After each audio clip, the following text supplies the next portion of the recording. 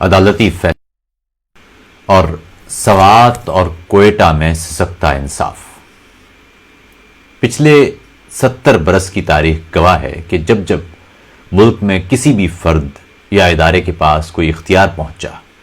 تو نتیجہ اس کے عموماً غلط استعمال اور ملک کو نقصان پہنچانے کی صورت میں نکلا۔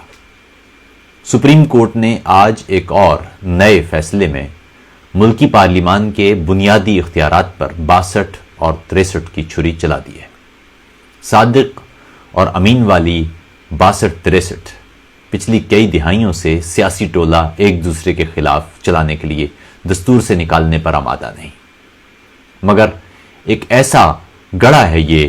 جس میں ہر بار ملکی جمہوریت دفن ہو جاتی ہے۔ پاکستانی قوم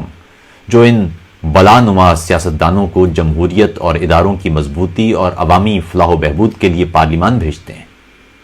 یہ بار بار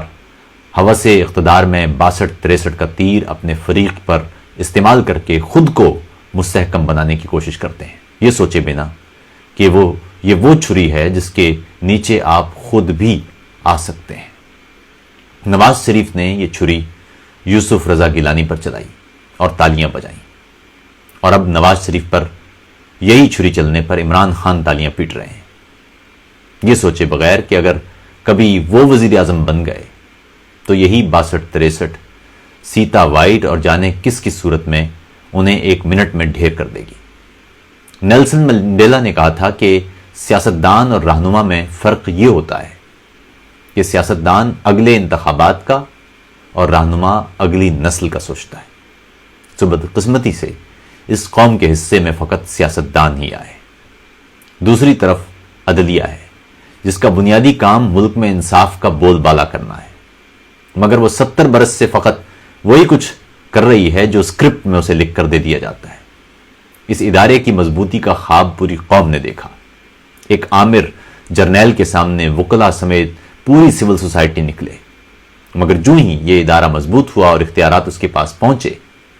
اختیارات کا بے دریغ اور تباہ کن استعمال دیکھا جانے لگا۔ جیسے کسی چھوٹے بچے کی جھولی میں بہت سارے کھلونے رکھ دیے جائیں اور وہ اس کی جھولی سے ادھر ادھر گرنے لگیں، مگر بچے کو سمجھ نہ آئے کہ کھیلنا کس کے ساتھ ہے۔ عدلیہ اب بھی بس اسی کھیل میں ملوث ہے یا مشغول ہے۔ وہی ڈوریاں ہیں، وہی اسکرپٹ اور ویسے ہی ججز۔ سپریم کورٹ اور بابا رحمتِ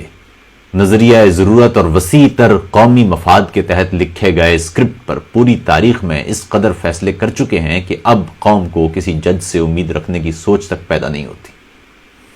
نواز شریف کو پارٹی صدارت سے نااہل قرار دینے کے ساتھ ساتھ ان کے تمام فیصلے قلعدم قرار دینا اور سینٹ کے انتخابات پر سوالیہ نشانات کھڑے کر کے ملکی پارلیمان کو نقصان پہنچانے کی کوشش جس بھی اسکرپٹ کا حصہ ہو، اس کا اسکرپٹ رائٹر یقیناً کوئی پاکستان سے محبت کرنے والا شخص نہیں ہو سکتا۔ اسی عدالت نے جنرل مشرف کے PCO کے تحت حلف اٹھانے والے جسٹس ڈوگر کی تعیناتی کو کالعدم قرار دیا تھا، مگر ان کے اس دور میں کیے گئے فیصلوں اور اقدامات کو کالعدم قرار نہیں دیا تھا۔ تاہم نواز شریف کو نااہلیت کے بعد کے تمام فیصلوں بشمول سینٹ کی نشستوں کی تفویض کے کالعدم قرار دینے پر ملک میں سیاسی بحران پیدا کرنا اور معیشت کو ایک نیا دھچکا دینا یقیناً وسیع تر قومی مفاد والے اسکرپٹ میں ہی ہو سکتا ہے۔ آج کا یہ فیصلہ ایک ایسے وقت میں سامنے آیا ہے جب کوئٹہ میں ہمارے بچے اور بچیاں میڈیکل کے امتحانات کے نامنصفانہ انعقاد پر گزشتہ کئی روز سے مظاہرے کر رہے ہیں، مگر نہ حکومتی ایوانوں میں کوئی کھلبلی مچتی ہے اور نہ سپریم کورٹ جس کا بنیادی کام ملک میں انصاف اور انسانی حقوق کی دستوری ضمانت کو یقینی بنانا ہے، ٹس سے مس ہوتی ہے۔ آج کا یہ فیصلہ ایک ایسے وقت میں سامنے آیا ہے جب سوات میں عوام گزشتہ کئی روز سے فوجی چیک پوسٹوں کے خلاف مظاہرے کر رہے ہیں، اور جواب میں ان مظاہرین لاپتہ افراد کی بازیابی کے لیے نعرے اور فوجی چوکیوں پر غیر انسانی سلوک کے مطالبات کرنے والوں کی گرفتاریاں اور FIR تک کے اندراج پر صورتحال کشیدہ ہے، لیکن عدالت ٹس سے مس ہونے کو تیار نہیں ہے۔ کچھ روز ہوئے کوئٹہ سے ایک دوست نے مختلف آڈیو پیغامات ارسال کیے جس میں میڈیکل کا پرچہ بنانے والا کوئی صاحب کامیابی کی ضمانت کسی اور شخص کو ٹیلی فون پر دیتا نظر آتا ہے۔ دوسری جانب سوشل میڈیا پر وہ ویڈیوز ہر طرف دکھائی دے رہی ہیں کہ امتحان گاہ میں چند طلبہ موبائل فون استعمال کر رہے ہیں اور نگران بے خبر ہیں۔ کوئٹہ سے اسی نوجوان نے سی سی ٹی وی فوٹیج کے ساتھ ساتھ تصاویر اور آڈیوز بھی بھیجی، مگر عجیب منطق ہے کہ ہمارے ان بلوچ بچوں اور بچیوں کے صاف شفاف امتحانات کے مطالبات پر سپریم کورٹ کو کوئی سنوائی کا خیال نہیں آتا، یا بلوچستان یا مرکزی حکومت ایسے مواقع پر جانے کہاں غائب ہو جاتے ہیں۔ مزے کی بات یہ ہے کہ ان تمام تر نقل کے باوجود ضلع میں ٹاپ کرنے والے فہد پٹھان سمیت متعدد پاس ہو جانے والے طلبہ بھی اس ناانصافی پر مظاہرین میں شامل ہیں، مگر پوری قوم سو رہی ہے۔ پھر یہی طلبہ جب مایوس ہو کر ریاست کے خلاف نعرے بازی شروع کر دیں گے یا شکوے زیادہ تلخ ہو جائیں گے تو فوری طور پر بغاوت اور غداری کی لٹ سے ان سب کو غیر ملکی ایجنٹ کا لقب دے دیا جائے گا۔ میڈیا تو ظاہر ہے کوئٹہ یا بلوچستان میں کسی مظاہرے کو کیوں کور کرے گا، اسے کیا پڑی ہے، اسکرپٹ میں تھوڑی لکھا ہے۔ سوات میں بھی لوگ اپنے حقوق کے لیے مطالبات کر رہے ہیں، تاہم وہاں بھی نہ میڈیا کا کیمرہ ان غریبوں کا دکھ دیکھنے پر آمادہ ہے، نہ ریڈیو کا مائک سوات کے ان لوگوں کے دکھڑے سنا سکتا ہے، اور نہ ہی کوئی کے پی کے کی تبدیلی کے نعرے والی حکومت یا مرکز میں دستور پکارنے والی نواز لیگ کچھ دیکھنے یا سننے پر آمادہ ہے۔ ان کی اپنی چیخیں کم ہوں تو یہ کسی دوسرے کی کوئی چیخ سنیں۔ ملکی عدالت جسے صادق اور امین کے سرٹیفکیٹ بانٹنے کی بجائے سب سے پہلے ملکی دستور اور قانون کی بالادستی کے لیے ان مظاہرین کی داد رسی کے لیے موجود ہونا چاہیے تھا، وہ ان دنوں سیاسی پٹیشنز نمٹا کر، کیمروں کے سامنے ہسپتالوں کے دورے کر کے یا عوامی اجتماعات میں خطاب کر کے یہ ثابت کرنے میں مصروف رہتی ہے کہ وہ کتنی بہادر اور بااختیار ہے، اور ان کو مروب کرنے والا بھی کوئی پیدا نہیں ہوا۔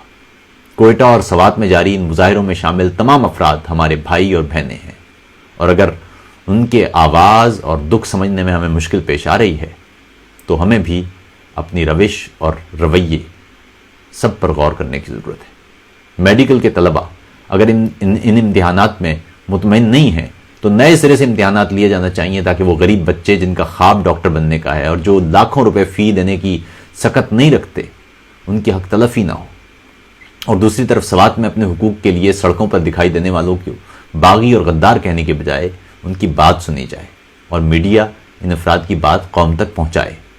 عدالتیں، صوبائی اور وفاقی حکومتیں ان دنوں سیاست کھیل رہی ہیں، ان مظلوموں کی آواز ہمیں ہی بننا ہوگا۔ اب جو چپ ہیں انہیں قاتل ہی پکارا جائے۔